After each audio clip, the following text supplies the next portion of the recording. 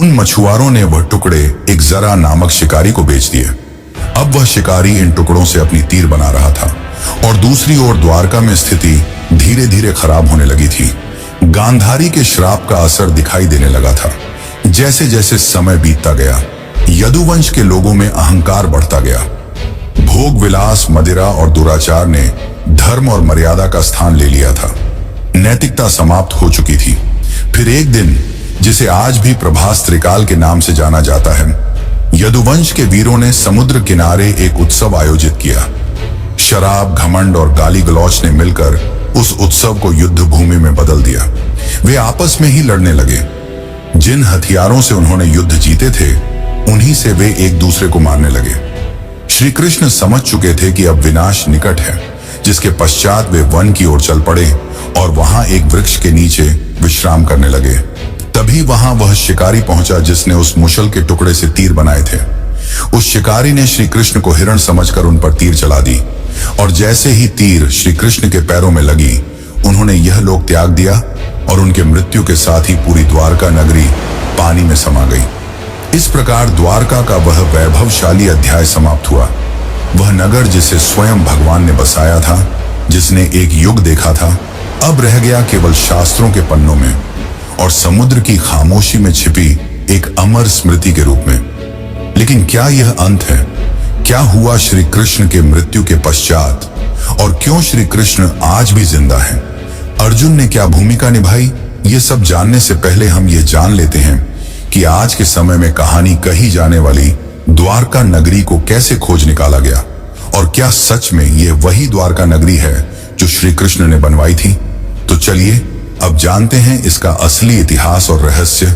लेकिन उससे पहले, अगर आपको यह वीडियो ज्ञानपूर्वक लग रही है तो इसे अपने दोस्तों, रिश्तेदारों और अन्य भक्तों को जरूर शेयर करें। बहुत लंबे समय तक द्वारका को सिर्फ एक पौराणिक नगरी माना जाता था। श्रीमद् भागवत पुराण, विष्णु पुराण, हरिवंश पुराण और महाभारत में इसके भव्य विवरण तो थे, लेकिन भौगोलिक रूप से यह कहां थी, यह रहस्य बना हुआ था। अधिकांश विद्वान मानते थे कि यह एक धार्मिक कथा बस है, कोई ऐतिहासिक सच्चाई नहीं। लेकिन यह सोच पहली बार 1930 के आसपास हिली, जब गुजरात के सौराष्ट्र इलाके में कुछ मछुआरों और गोताखोरों ने समुद्र के अंदर अजीब पत्थरों और ढांचों को देखने की बात बताई। यहां तक कि कुछ पायलटों ने, जो अरब सागर के ऊपर उड़ान भर रहे थे, बताया कि उन्होंने पानी के नीचे सीधी रेखाओं जैसी आकृतियां देखी हैं, जैसे कोई पुराना शहर हो। यहीं से उस राज की तलाश शुरू हुई जिसने एक प्राचीन कहानी को एक खोज में बदल दिया। फिर आया साल 1963, जब भारतीय पुरातत्व सर्वेक्षण विभाग यानी कि ASI ने पहली बार बेट द्वारका के पास खुदाई शुरू की। ये वही इलाका था जिसे स्थानीय लोग सदियों से भगवान श्री कृष्ण की नगरी मानते आए थे। खुदाई में वहां से कई प्राचीन बर्तन, मूर्तियां और पक्के ढांचे मिले। इससे ये तो साबित हो गया कि यह जगह काफी पुरानी है, लेकिन इससे द्वारका की असली पहचान अभी भी पूरी तरह साफ नहीं हुई थी। इसके कुछ साल बाद 1970 के दशक में एक और बड़ा सुराग मिला। जामनगर के सरकारी रिकॉर्ड में एक प्राचीन ताम्रपत्र का जिक्र था, जो करीब 6ठी शताब्दी का बताया गया। यह ताम्रपत्र सिंधदत्य नाम के राजा से जुड़ा था और उसमें साफ साफ लिखा था कि यहाँ भगवान श्री कृष्ण निवास करते थे। यह ऐसा पहला ऐतिहासिक दस्तावेज था जिसमें धर्म और इतिहास आपस में जुड़ते नजर आए। इससे इतिहासकारों को पहली बार यह लगा कि द्वारका सिर्फ एक कल्पना नहीं, बल्कि शायद एक खोया हुआ सच है। इसके बाद इस खोज को सही दिशा दी SR राव ने। वे ASI के वरिष्ठ अधिकारी थे और भारत के शुरुआती समुद्री पुरातत्वविदों में से एक माने जाते हैं। उन्हें महाभारत और पुराने ग्रंथों की बातों पर भरोसा था। उन्होंने उन विवरणों की तुलना आधुनिक समुद्री नक्शों से की और पाया कि अगर द्वारका सच में कभी बसी थी तो वह गुजरात के पश्चिमी तट पर ही रही होगी। इसी सोच से 1979 में भारत में पहली बार समुद्र के नीचे पुरातात्विक खोज की नींव रखी गई। डॉक्टर राव ने गोवा स्थित नेशनल इंस्टीट्यूट ऑफ ओशनोग्राफी यानी कि NIO की मदद ली और एक नई खोज का अभियान शुरू किया। यह काम आसान नहीं था। न तो उस दौर में भारत के पास अच्छे उपकरण थे, न ही आधुनिक तकनीक। फिर भी उन्होंने स्थानीय मछुआरों, गोताखोरों पुरानी नावों और शुरुआती सोनार तकनीक की मदद से समुद्र के अंदर छिपे राज को ढूंढना शुरू किया। और इसी दौरान समुद्र की सतह के नीचे उन्हें कुछ ऐसे ढांचे दिखाई देने लगे जो किसी भी नजरिए से प्राकृतिक नहीं लगते थे। वहां पत्थरों की लंबी दीवारें थीं, बड़े बड़े खंभे थे और ऐसे लंगर भी मिले जो साफ बताते थे कि वहां कभी जहाज आते जाते रहे होंगे, यानी ये जगह एक पुराना बंदरगाह रहा होगा। लेकिन ये तो बस शुरुआत थी, असली खुलासे तो अभी बाकी थे। 1979 की खोज ने एक ऐसा दरवाजा खोल दिया था जिसके पीछे छुपी थी एक बहुत पुरानी, लगभग भूली हुई कहानी। अब 1980 का दशक उस कहानी को सच साबित करने की जिद बन चुका था और इस जिद की सबसे बड़ी वजह थे doctor S.R. Rao. Doctor Rao को महाभारत और पुराणों में लिखी बातों पर पूरा भरोसा था।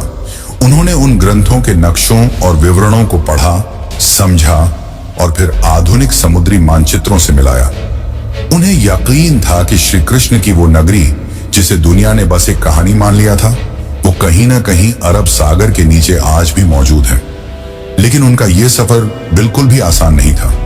उस समय भारत में समुद्री खुदाई यानी कि मरीन आर्कियोलॉजी एक बिल्कुल नया क्षेत्र था। न सरकार के पास इस काम के लिए पर्याप्त पैसा था, न वैज्ञानिकों को इस बात पर भरोसा कि समुद्र के नीचे कोई शहर भी हो सकता है। बहुत सारे लोग इस प्रयास को बस धार्मिक सोच का हिस्सा मानते थे। कई लोगों ने डॉक्टर राव से कहा, पौराणिक कथाओं को इतिहास से जोड़ने का क्या फायदा, लेकिन उन्होंने कभी हार नहीं मानी। डॉक्टर राव ने ASI और गोवा के नेशनल इंस्टीट्यूट ऑफ ओशनोग्राफी के साथ मिलकर एक समुद्री अभियान शुरू किया। इंडियन नेवी के गोताखोरों की भी मदद ली गई। लेकिन चुनौती सिर्फ ये नहीं थी कि लोग विश्वास नहीं कर रहे थे। असली मुश्किल थी टेक्नोलॉजी और संसाधनों की कमी। उस समय न तो सोनर जैसी आधुनिक तकनीक थी, न ही पानी के अंदर काम करने वाले रोबोट्स। डाइवर्स को अपने हाथों से समुद्र की सतह को टटोलना पड़ता था। 1980 के दशक में, यानी लगभग 40 साल पहले, समुद्र में जाकर खुदाई करना कोई आसान काम नहीं था। इसके लिए archaeologists, divers, oceanographers, under water photographers, historians, geologist और बहुत से टेक्नीशियनों की जरूरत होती थी। इतनी बड़ी टीम को बनाना और उन्हें काम पर लगाना अपने आप में एक बड़ा काम था। फिर भी राव ने हार नहीं मानी। फंडिंग की इतनी कमी थी कि उन्होंने अपने वेतन से टीम का खाना तक खरीदा। उन्होंने सिर्फ 800 रुपये में एक्सपीडिशन शुरू किया था और ये भी उन्हें छोटे छोटे फंड्स इकट्ठा करके मिले थे। वह चाहते थे कि सरकार एक स्थायी समुद्री पुरातात्विक इकाई बनाए, लेकिन यह इतना भी आसान नहीं था। 1983 से 1992 के बीच राव की टीम ने लगभग 12 बार समुद्र में जाकर खुदाई की। खोज के लिए बेट द्वारका और आसपास के इलाकों को चुना गया और फिर एक एक कर सामने आने लगे ऐसे सबूत जिन्होंने न सिर्फ भारत को बल्कि पूरी दुनिया को चौंका दिया। गोताखोरों ने समुद्र के तल से लगभग 30 मीटर नीचे 560 मीटर लंबी पत्थरों की दीवार खोज निकाली। ये कोई प्राकृतिक बनावट नहीं थी, ये इंसानों द्वारा बनाए गए शहर की दीवार थी। उसकी बनावट वैसी ही थी जैसी महाभारत में द्वारका के वर्णन में मिलती है। फिर मिले 30 से भी ज्यादा पत्थर के खंभे जो शायद किसी महल या भवन का हिस्सा रहे होंगे। ऐसे लंगर यानी कि एंकर्स मिले जिनसे पता चलता था कि वहां से नौकाएं चला करती थीं। कुछ 3 छेद वाले एंकर भी मिले जो उस समय की एडवांस नेविगेशन को दिखाते थे। इसके अलावा सील, लोहे और पीतल की वस्तुएं और मिट्टी के बर्तन भी मिले। इनकी कार्बन डेटिंग और थर्मोलुमिनेसेंस डेटिंग से पता चला कि यह चीजें 1500 ईसा पूर्व से लेकर 3000 ईसा पूर्व के बीच की हैं। और तो और एक बर्तन तो 9000 साल पुराना निकला, जिसने वैज्ञानिकों को भी हैरान कर दिया। परंतु दुनिया भर के बहुत सारे इतिहासकारों ने इसे मानने से इनकार कर दिया। उन्हें यह एक माइथ रिवाइवल यानी सिर्फ धर्म को प्रचारित करने की कोशिश लगी। लेकिन डॉक्टर राव का जवाब साफ था, मैं ग्रंथों को धार्मिक किताबें नहीं, ऐतिहासिक दस्तावेज मानता हूं। जब रोम, एथेंस और बाबुल जैसे शहरों की खुदाई हो सकती है तो द्वारका की क्यों नहीं। साल 1990 आते आते टीम को 500 से ज्यादा आर्टिफैक्ट्स, एंशिएंट हार्बर वॉल्स और एक सुनियोजित शहर के संकेत मिल चुके थे। अब यह बात लगभग तय हो गई थी। द्वारका कोई कल्पना नहीं वह एक असली समृद्ध और व्यवस्थित सभ्यता थी जो समुद्र में समा गई, लेकिन अभी तो सिर्फ सतह खुली थी। असली राज तो समुद्र के और अंदर छुपा था। और वहीं से शुरू होता है अगला अध्याय।